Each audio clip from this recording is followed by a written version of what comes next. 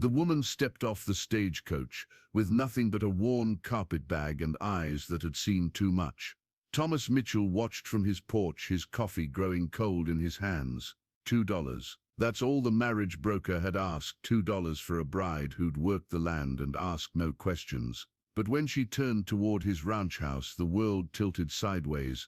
23 years dissolved like morning frost. The same green eyes that used to peek at him over their mother's apron, the same stubborn chin that had gotten her into trouble when she was barely tall enough to reach the kitchen table. Sarah, his little sister Sarah, who'd vanished during the Cherokee raids when she was 7 and he was 15. The cup slipped from his hands, shattering against the porch boards. She froze at the sound, her gaze finding his across the dusty yard. For a heartbeat, neither moved. Then recognition flickered across her face. Not joy, not relief, but something closer to terror. "No," she whispered, loud enough for him to hear. "This can't be happening." Thomas rose slowly, his legs unsteady, the marriage papers crinkled in his back pocket. Papers that bore the name Sarah Coleman, the name she'd taken from whatever family had claimed her after the raids. Papers that made her his legal wife as of this morning. "Sarah Elizabeth Mitchell,"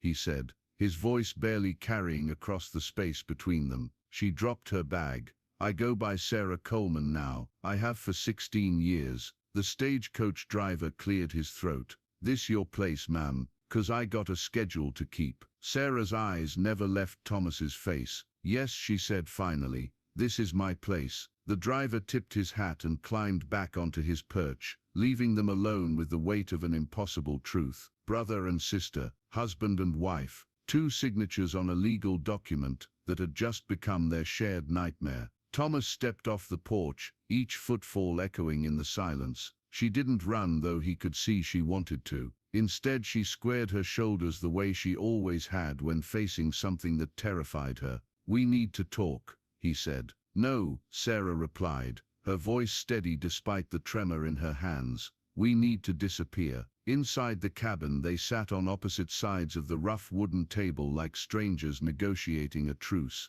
The marriage certificate lay between them, its official seal mocking their predicament. "The broker said you were from Kansas," Thomas said, studying her face for traces of the girl he'd mourned. "He said your husband died of fever." "My husband did die." Sarah's voice carried no warmth. "James Coleman was a good man. He found me half dead after," she gestured vaguely, "after everything. His family took me in when the Cherokee band that captured me traded me to a settlement. I never told them my real name." Thomas reached across the table, stopping short of touching her hand. "Sarah, I looked for you. For 3 years I rode through every territory, every settlement. I thought you were dead. Maybe it would have been better if I was." The words hit him like a physical blow. "Don't say that. You paid $2 for a wife, Thomas. $2. Her laugh held no humor. "Do you know what that makes me? It makes you my sister. It makes me your legal wife. According to these papers, according to the law." She picked up the certificate,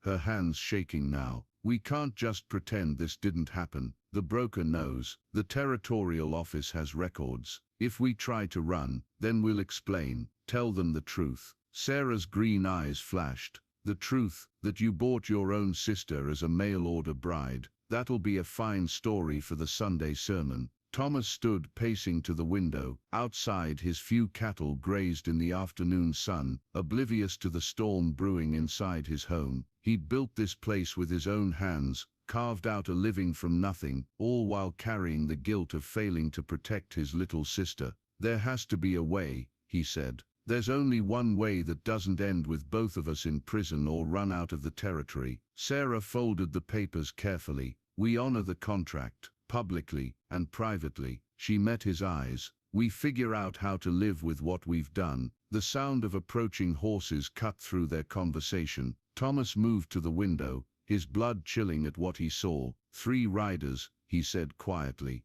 "coming fast. One of them's wearing a badge." Sarah joined him at the window, and he felt her go rigid beside him. "That's Marshall Hendricks. The broker must have sent word about the marriage. Is that bad?" Her face had gone pale as winter sky. "Thomas, there's something else you need to know. James Coleman didn't die of fever, Sarah said, her voice barely audible over the approaching hoofbeats. He was shot by his brother over money from a land deal gone wrong. Thomas felt the ground shift beneath him. Sarah, what are you saying? The marshal thinks I killed him. I ran before they could arrest me. The marriage broker in Dodge City didn't ask questions, just took my money and found me a husband far enough away from Kansas. She gripped his arm. If Hendricks recognizes me. The riders pulled up outside, dust swirling around their horses' hooves. Through the window, Thomas could see Marshal Hendricks dismounting, his hand resting casually on his gun belt. The other two men looked like bounty hunters, hard faces, harder eyes.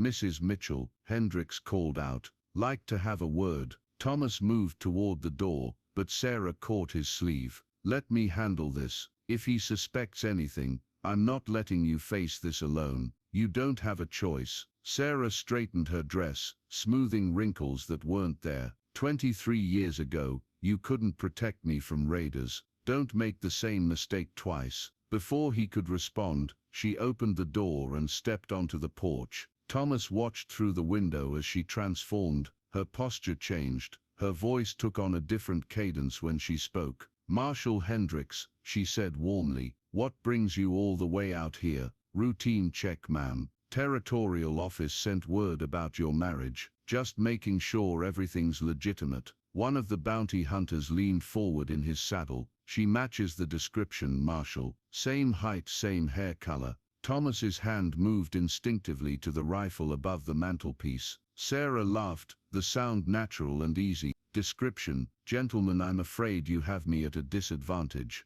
Hendricks pulled a folded paper from his vest. Sarah Coleman, wanted for questioning in the death of James Coleman in Wichita. You wouldn't happen to know anything about that, would you? I'm Sarah Mitchell now, she replied steadily, and I've never been to Wichita in my life. The lie came so smoothly that even Thomas almost believed it, but he could see the tension in her shoulders, the slight tremor in her hands as she clasped them behind her back. Mind if we come inside? Hendricks asked. Just to talk? Of course not. Sarah stepped back, gesturing them forward. My husband's inside. He can vouch for my character. As the three men climbed the porch steps, Thomas understood with crystal clarity that the next few minutes would determine whether Sarah lived or died, and whether he'd lose his sister a second time. The cabin felt smaller with 5 people crowded inside. Marshal Hendricks took off his hat, his eyes scanning the simple furnishings while the bounty hunters flanked the door. Thomas stood beside the fireplace, close enough to reach his rifle if needed. Nice place you got here, Hendricks said conversationally. How long you two been married? This morning, Thomas replied, surprised by how steady his own voice sounded. Sarah came in on the afternoon stage. Bit of a whirlwind romance then. Hendricks studied Sarah's face. Funny thing about that stage, driver said the lady didn't seem too pleased to arrive. Sarah moved to Thomas's side, slipping her hand into his with practiced ease. The touch sent a shock through him. Not romantic, but the profound recognition of shared blood, shared history, pre-wedding nerves, she said with a shy smile. I'd never seen my husband except in a photograph. Wasn't sure what to expect. And what did you expect? Hendricks asked. Thomas felt Sarah's fingers tighten on his. In that pressure he read a message as clear as words. Trust me, someone harder, she said softly, looking up at Thomas with an expression that nearly broke his heart. Someone who wouldn't understand that sometimes people need a fresh start.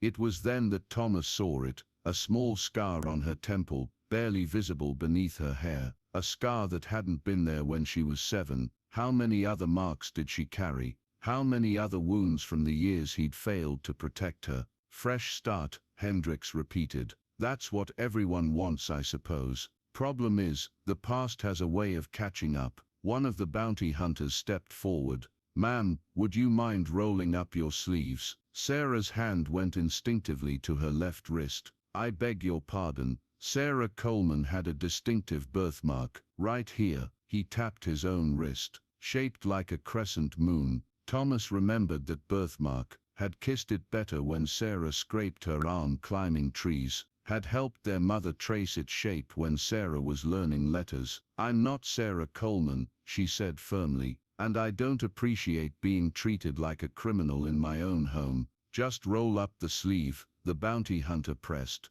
"Clear this up real quick." Thomas saw Sarah's slight nod, the same gesture she'd used as a child when she'd made up her mind about something. She began rolling up her left sleeve, slowly, her eyes never leaving Hendrix's face. The crescent-shaped birthmark was clearly visible on her pale skin. Hendrix sighed, reaching for his handcuffs. "Sarah Coleman, you're under arrest for..." "Wait." Thomas stepped between them, his heart hammering. "Marshal, before you do anything permanent, there's something you should know about my wife. She's my sister." The words hung in the air like smoke from a gunshot. Hendrix froze with the handcuffs halfway out of his belt. The bounty hunters exchanged glances. "Come again," Hendrix said. Thomas moved to his trunk in the corner, pulling out a small wooden box he hadn't opened in years. Inside, wrapped in oiled cloth, was a daguerreotype, their family portrait from 1851.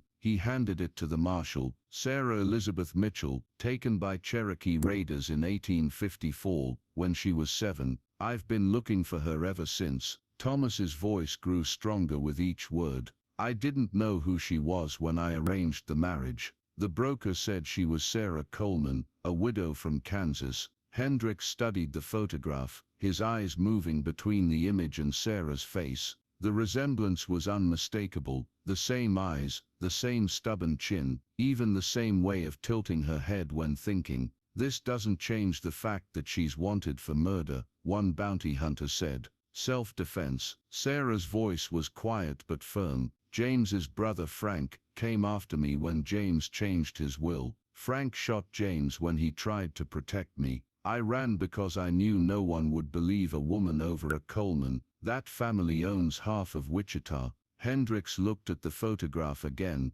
then at Thomas. "You swear this is your sister, on our parents' graves?" The marshal was quiet for a long moment. When he spoke, his voice was thoughtful. "Funny thing about family, makes people do things they wouldn't normally do, like a brother marrying his long-lost sister by accident." He tucked the photograph into his vest. "Also funny how sometimes witnesses remember things different when they're asked the right questions." He looked at the bounty hunters. "Boys, I think we made a mistake. This lady doesn't match our description after all, but the birthmark, lots of people have birthmarks." Hendrix's tone brooked no argument. "We'll be heading back to town now." After they left, Thomas and Sarah sat in silence as the sun set through the cabin windows. Finally Sarah spoke. "We can't stay married, I know, but we can't just disappear either. People will talk." Thomas nodded. "We'll figure it out. Maybe you could be my housekeeper,